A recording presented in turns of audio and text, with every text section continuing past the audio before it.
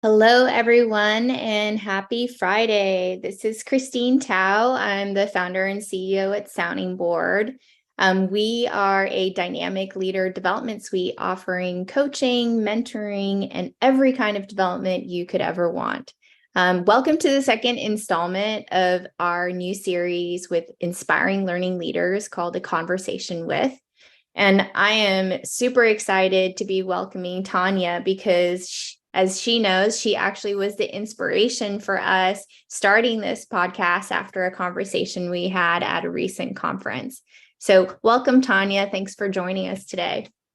No, Christine, thank you for having me. I really am so excited today to pick up on our conversation. It was really good last time, so I'm sure it'll be good this time. Yeah, hopefully we'll be able to end with a mic drop like we did in person, right? I know. Yeah.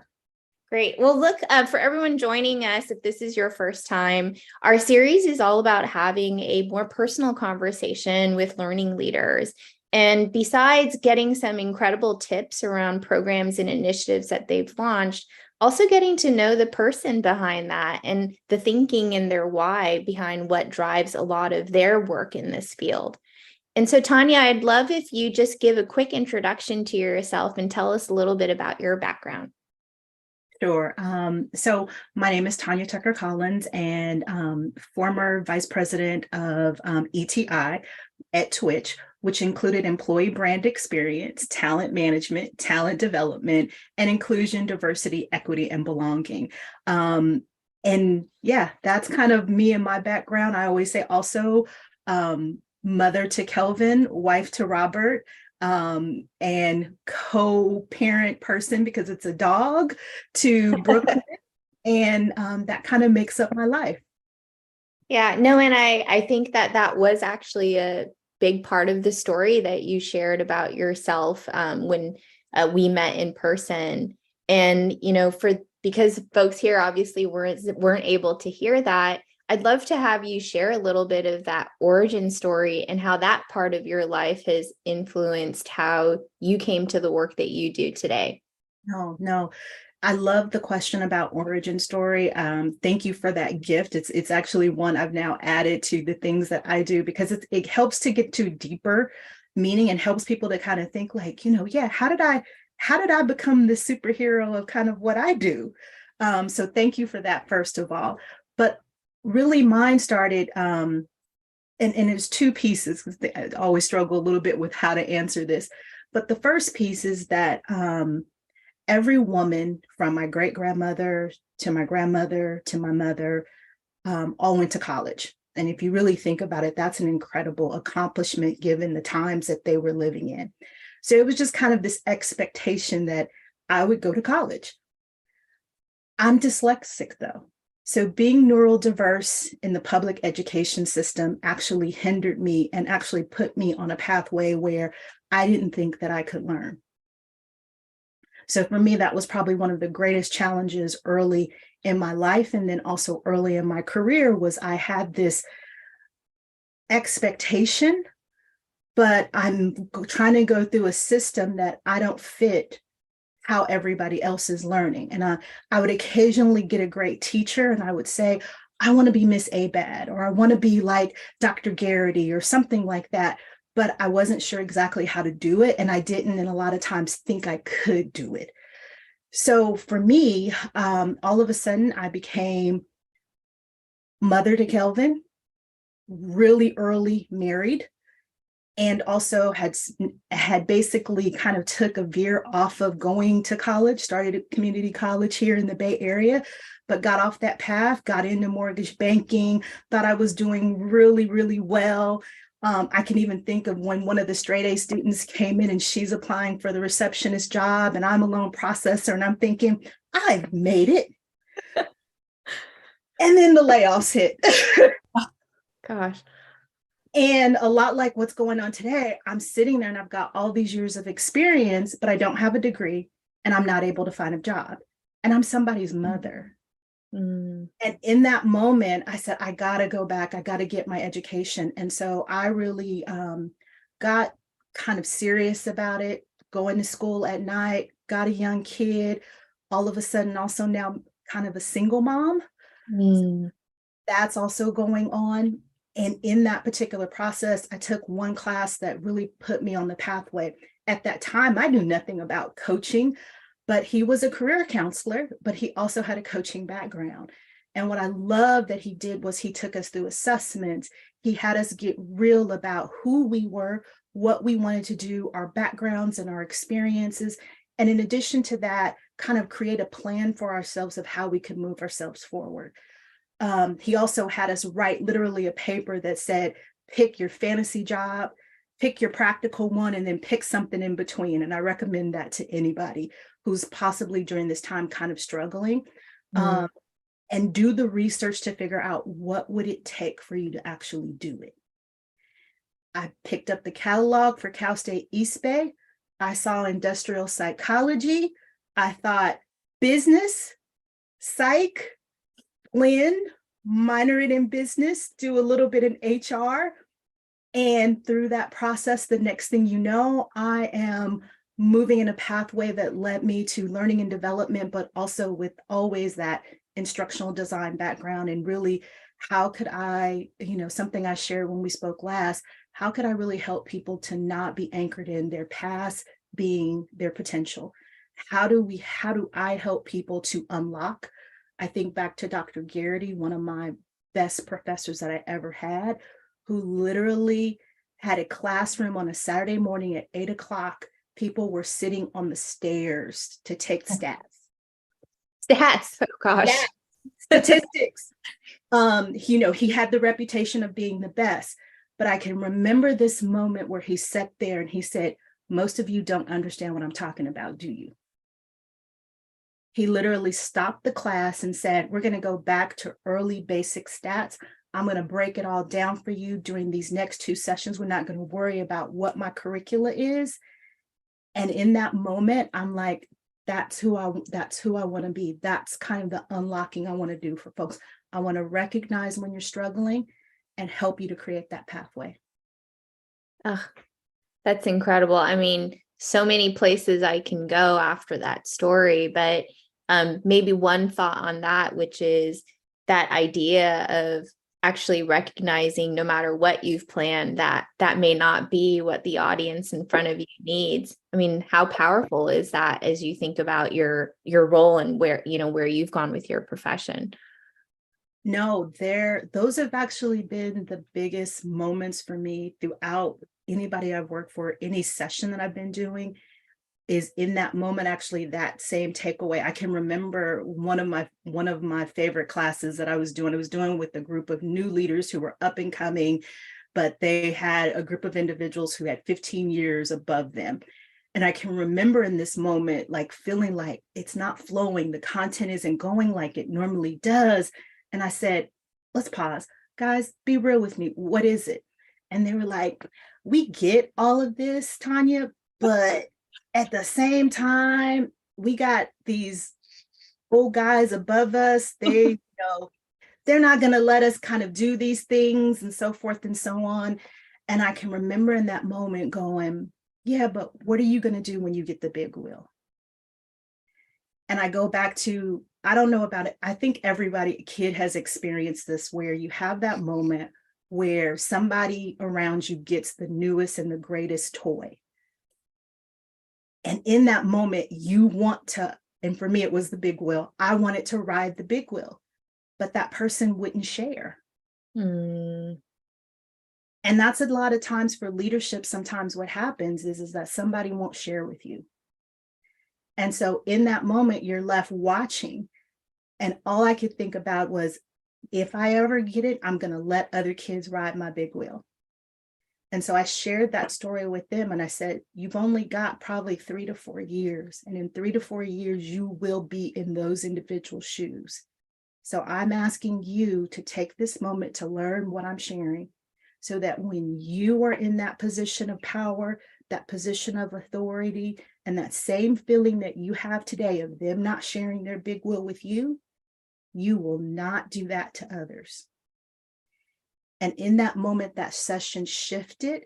And in that moment, we had the best session of just like, how do we do it? Not for like, how do we do it for you, for not just the future, but for where you are right now? And so going back to Dr. Garrity, same kind of point, recognizing you're not learning what I'm teaching, but I need to understand why. Yeah. I think that the why behind that is so important and oftentimes can get lost as we think about trying to execute and get to the outcome, right? Yeah, and it doesn't matter. It's like in that moment, I could have just kept going with the class, but the real moment was that conversation. That was the real learning. It was learning for me just as equally as it was for them. And that's the power that we're trying to unlock with learning. I love that because I think all of us have had a very personal experience like that, right? You can always kind of point to a couple of critical moments where something clicked for you. You know, there was an aha, or there was maybe a realization that you hadn't done something the way that you wanted to. But that moment really is what then shifts the thinking to be able to drive new behaviors. Mhm. I wonder how much of that is in your vision for learning for an organization. And then, tell me a little bit about, what is that broader vision that you have? Yes. So my broader vision really of learning and development, and I think we even talked a little bit about this, and kind of that unlocking and being able to take somebody from I can't do this to I can.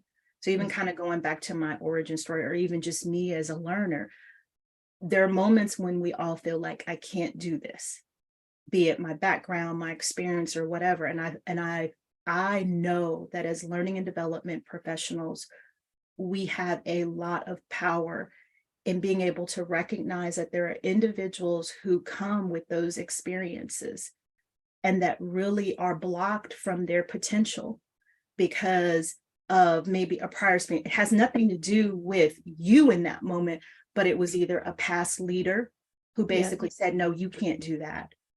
It may have been even someone, a teacher or a teaching experience where you thought, I'm just going to sit here, be the quiet kid, get the C, pass the class, and I'm not really learning, but hey, I'm just learning how to coast it out because this is more comfortable than saying, teacher, I don't understand. Yeah. Um, or it could have just been even someone that just said, nah, you don't deserve this. And all of that plays in our heads. And so now we as learning professionals have the ability to create experiences that unlock all of that for individuals and help them to go, wait a minute. So you mean to say you're going to support me with the resources? You're going to give me access to technology, access to coaches and mentors and structures and processes. You're going to give me all of these quote unquote training wheels around me and give me kind of a safe place to kind of practice, but also get feedback. And then in addition to that, I'm going to have the ability to like maybe go off on my own and struggle. So nobody else is seeing it because, we put some technology in there. I can struggle just a little bit on my own, but then I can go maybe to this person and that person and ask for help to close some of those gaps. And now all of a sudden they're like, hey, I only thought I could do X, but I'm seeing now I can do this and I can do this and I can do this. And I've got multiple options in front of me. So my vision is that we as learning and development professionals begin to unlock people's potential with all of the things that we have access to. We are at the end of the day, the adult learning professional. So we know how to structure adult learning. Stay away from all of the fads and all of those things. Let's get to those basic things that we know work. Add the technology, add the supports, the structures, the coaching, the mentoring, the feedback components that help individuals, but do it in a way that we maintain their safety. Imagine what things could look like. I mean, I'm there, I want to be in part of one of your programs, but just to press you a little bit, because I know people will ask is, what are some of those basics that you really believe could work? And then maybe what are some of the fads you have learned and maybe even experimented with that you think people should be careful of or, stay away from? So basics is always staying true to adult, basically adult learning theory. I think that is the foundation and practice that we have to stay true to. And so what that means is that when you're structuring something, someone can come to you. And so this is the other thing to really stay anchored to. Someone is going to come to you. We talk about it all the time in our profession. They're going to say, I need you to do a training program that does X. Yeah. And in that moment, it's like, oh, you want me? Don't do it. Don't do it. Take a step back.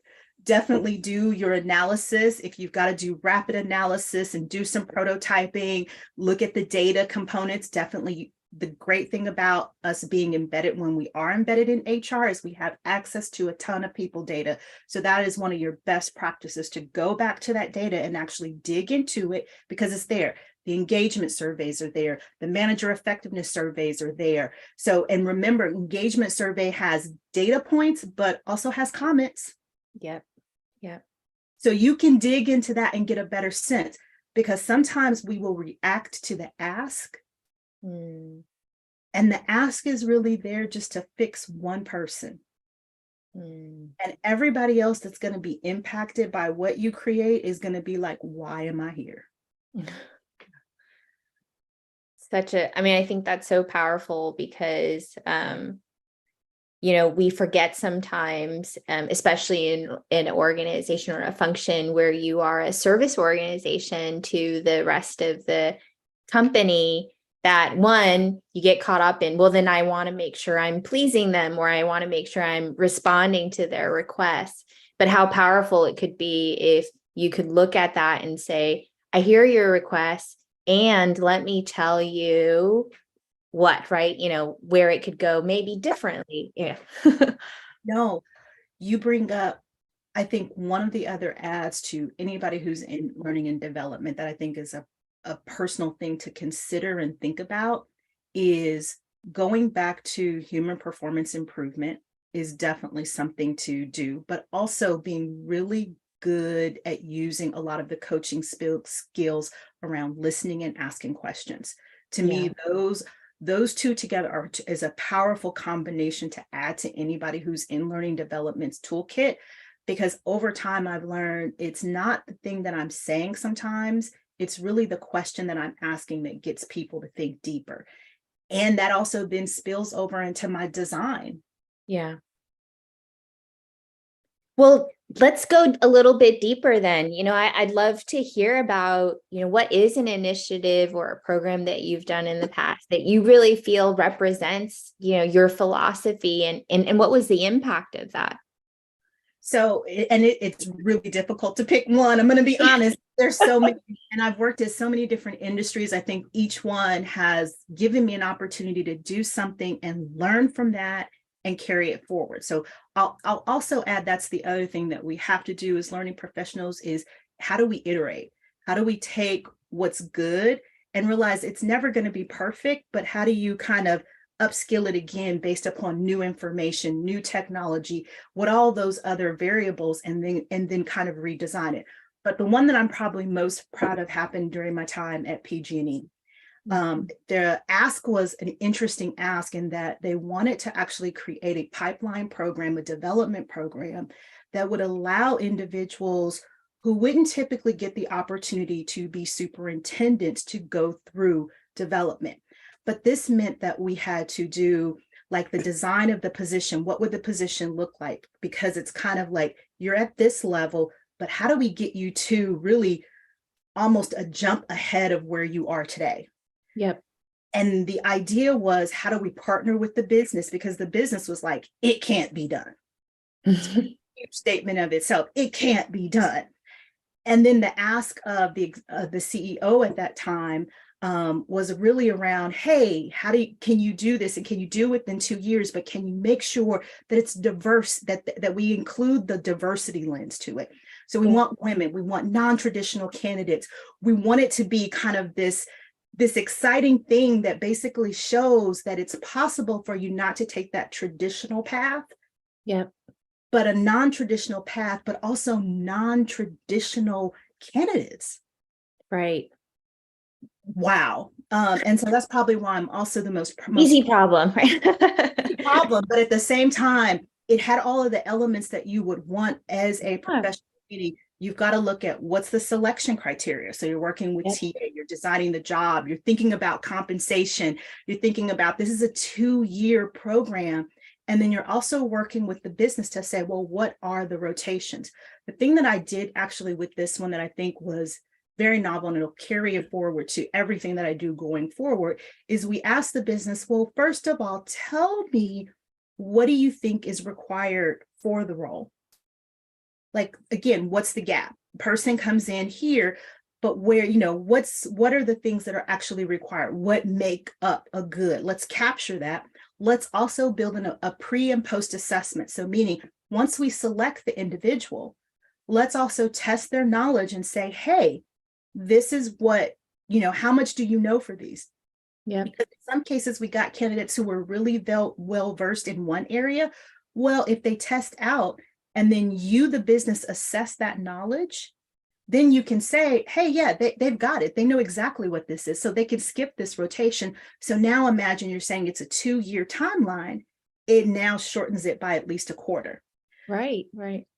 How powerful is that? But also now you're also creating and giving the business, here is the architect for you of when you're developing other individuals, you now can use this assessment and actually ingrain it in, hey, yeah, I'm not developing this person for superintendent, but I know for this function in this role, these are the things that they should know. And I can do this pre and post and actually use that to kind of structure their development. So it added kind of a +1 to the overall development, which is huge.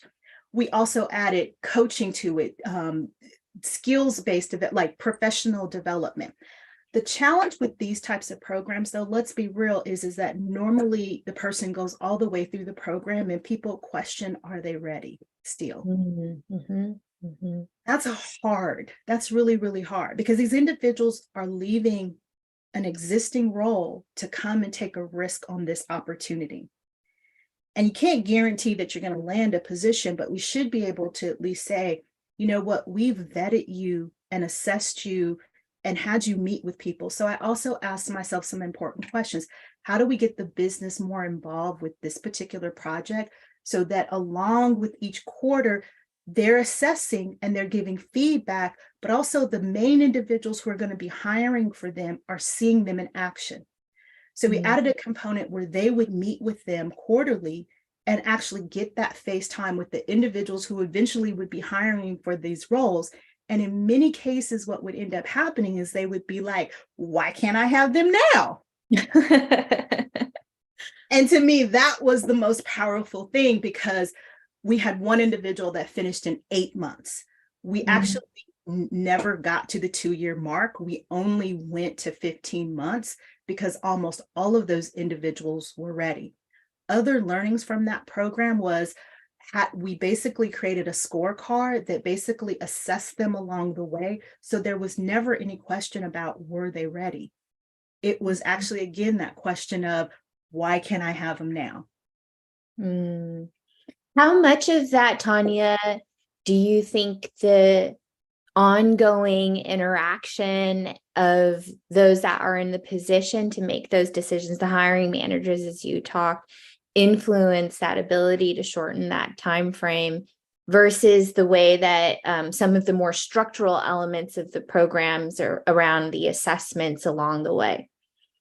I would actually, what? Great question. I've actually never thought that deeply about that element of it, but I would say probably 30% and definitely in that interactions because it's that component around trust. Yes, yes, yes. But there's also that component, I would also say, of those individuals being able to tell their story, being able to share those collective stories. So let's be, like there would be like these anomalies that would happen of someone getting an opportunity because there was something that happened that would just, they're getting that live and in-person experience. And now you get to hear about it. You get to see them in action. You get to see them working. And now you're talking about it.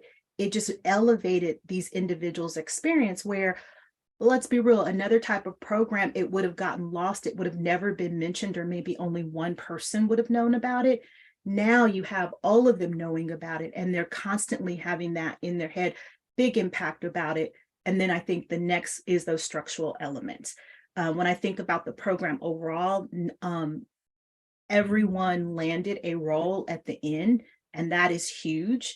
It had a 98% success rate. When I finally started talking to other peers about it outside, they were like, for those types of programs, we're lucky if we get 60%. So the fact that you hit in that regards is huge. And the fact that they all landed positions is even greater.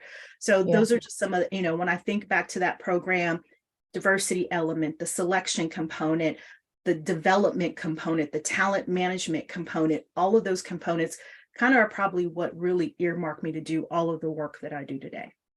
Yeah, and it really strikes me just how integrated that is, right? It wasn't just about developing a curriculum or a program and then just executing on it, but there was so much of this integration and iteration, even as you went through it, that seems like it made such a huge impact.